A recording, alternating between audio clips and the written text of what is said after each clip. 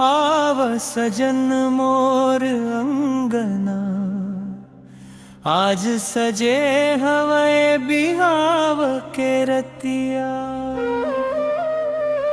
मोर माया के डोरी बांधे, आगे बढ़त हवे नई जिंदगिया।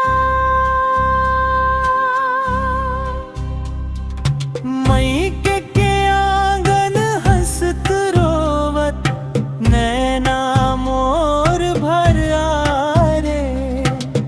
माया ममता छोड़ के आज ससुराल मन डगर जाए रे।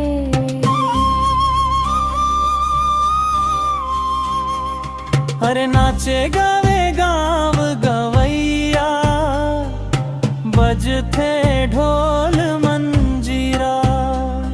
बिहाव के ये पावन बेला, खुशी मन डूबे पीरा।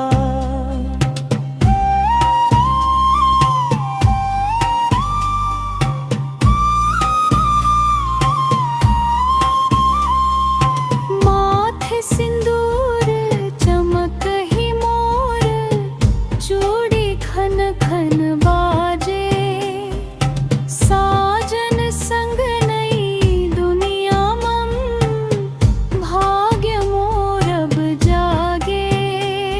तेरे फूल झरे अंगना भर, देवता देव आशीष।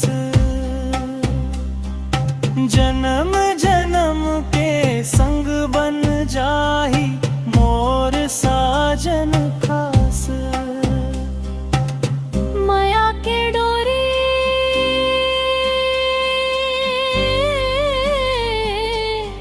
मजबूत रहे, सुख दुख संग निभावो। हाथ मन हाथ धर के संगी, नई जिंदगी सजाबो। आव सजन मोर अंगना,